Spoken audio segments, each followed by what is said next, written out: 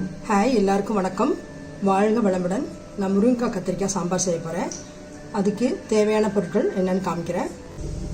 முருங்கைக்காய் 1, கத்திரிக்காய் 1, 3 தக்காளி, 10 சின்ன வெங்காயம் கட் பண்ணி வச்சுருக்கு, 2 காஞ்ச மிளகாய், கருவேப்பிலை கொஞ்சம், கடைசியாக போடுறதுக்கு கொத்தமல்லி கொஞ்சம், புளி கரைச்சி வச்சுருக்கேன், அது மஞ்சத்தூள் அதிலே போட்டேன், சீரகம் 1.5 ஸ்பூனு, கடுகு உளுத்தம்பருப்பு சேர்த்து 1 ஸ்பூனு, வெந்தயம் 1 ஸ்பூன், மிளகாத்தூள், உப்பு, 1 டம்ளர் துவரம்பருப்பு வேக வச்சு வச்சுருக்கேன். இந்த டம்ளரில் தான் அளந்து எடுத்தேன். இப்போ நம்ம சாம்பார் செய்கிறதுக்கு வீடியோக்குள்ளே போகலாம். இப்போ 2 ஸ்பூனு எண்ணெய் ஊற்றிக்கலாம். கத்திரிக்காய் வணக்கிட்டு போட்டால் நல்லாயிருக்கும்.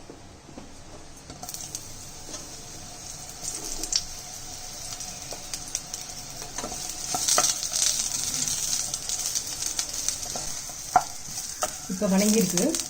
நம்ம இப்போ கொஞ்சம் 1 டம்ளர் தண்ணி ஊற்றிடலாம். தண்ணி ஊற்றிட்டு கட் பண்ணி வச்சுருந்தா முருங்கைக்காய் போட்டுடலாம்.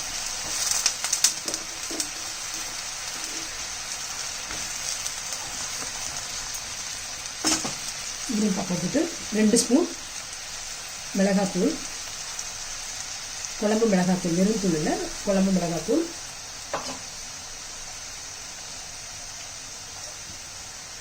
உப்பு 1 ஸ்பூனு, அவ்வளோதான். போட்டுட்டு மூடி வச்சிடலாம். ஒரு 5 நிமிஷம் வெந்தால் போதும். ஏன்னா ரொம்ப வெந்தால் முருங்கைக்காய் நல்லா இருக்காது. கொஞ்சம் முக்கால்வாசி வெந்தால் தான் நல்லா சாம்பார் நல்லா சூப்பராக இருக்கும். தக்காளி முருங்கைக்காய் வெந்துட்டுருக்கு. அதிலே நம்ம தக்காளியை போடலாம், ஆனால் ரொம்ப நேரம் ஆகும் வேகிறதுக்கு. அதனால் நான் என்ன பண்ணுறேன், மிக்சியில் போட்டு சும்மா கொஞ்சம் நேரம் அரைச்சா போதும்.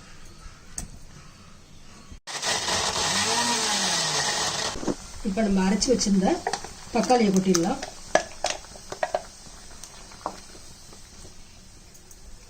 இது வேணால் இன்னும் கொஞ்சம் தண்ணி ஊற்றிக்கலாம். மிக்சியை கழுவிட்டு அந்த தண்ணியை அப்படியே ஊற்றிக்கலாம்.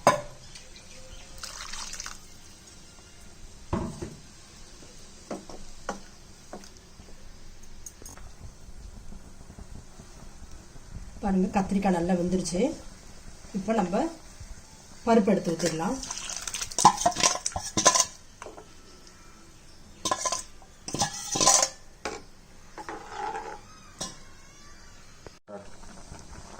பருப்பு ஊற்றுனதுக்கப்புறம் நல்லா கொதிச்சிருச்சு. இப்போ நம்ம புளித்தண்ணி, மஞ்சத்தூள் கலந்து வச்சுருந்தோம்ல, அந்த புளித்தண்ணியை ஊற்றிடலாம்.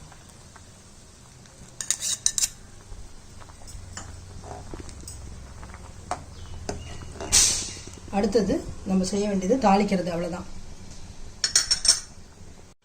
இப்போ நம்ம தாளிக்கிறதுக்கு 2 ஸ்பூன் அளவு எண்ணெய் ஊற்றிடலாம். ஃபஸ்ட்டு காஞ்ச மிளகாய் போட்டுடலாம்.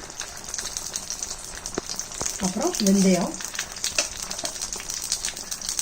சீரகம்,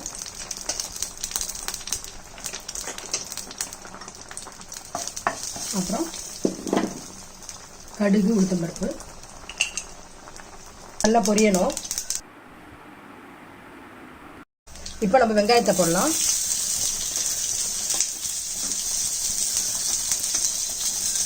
சின்ன வெங்காயம் கட் பண்ணி வச்சுருக்கேன், அதை போடுறப்ப அது நல்லா கொஞ்சம் முருவலாகணும், நல்லா சகப்பாக வரும். வெங்காயம் நல்லா சவந்துருச்சு. இப்போ நம்ம 1/2 ஸ்பூனு பெருங்காயம் சொல்ல மறந்துட்டேன், பெருங்காயம் போட்டுக்கலாம். அப்புறம் கருவேப்பிலை, தாளிப்பு முடிஞ்சிருச்சு. இதை அப்படியே எடுத்து சாம்பாரில் கொட்டிட வேண்டியது தான்.